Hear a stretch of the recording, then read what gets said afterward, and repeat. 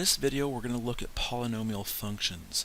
Now this notation tends to be really scary, but basically when you have a degree n polynomial, that means your first term is going to have an x to the nth power in it.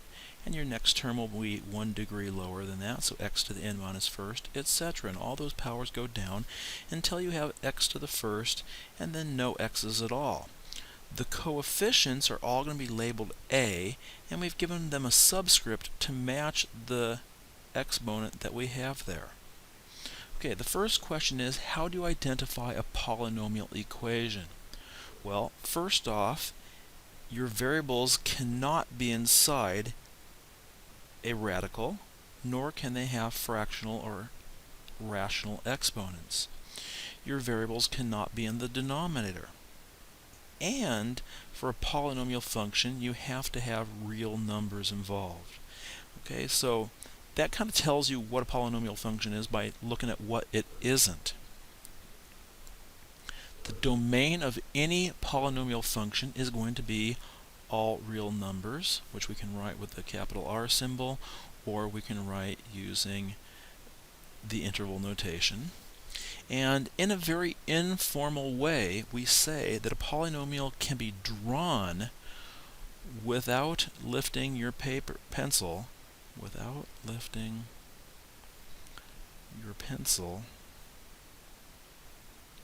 from the paper. Basically, that means your graph is going to be smooth, and it means there won't be any gaps or holes in them. For example, I have some pictures over here at the right. This is smooth and continuous. This can be drawn without letting go of our pencil. This is a polynomial function. You cannot have any sharp turns like this absolute value graph. That will not be a polynomial function.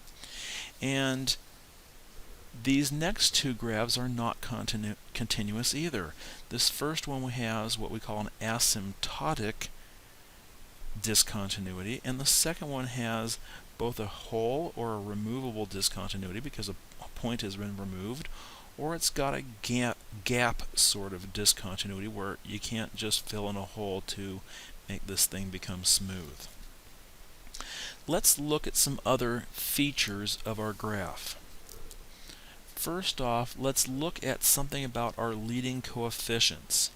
When we have an even degreed function, both ends will point in the same direction. They'll either both point up or they'll both point downward.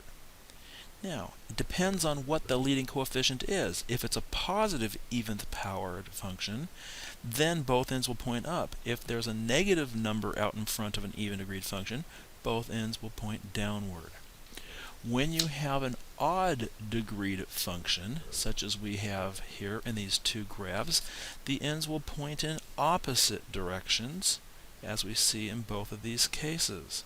When the leading coefficient is positive, the graph will start at the bottom left and finish off at the top right. And if there is a negative leading coefficient, it will start at the top left and end up at the bottom right. It's kind of like having a positive overall slope to a graph or a negative overall slope to the graph.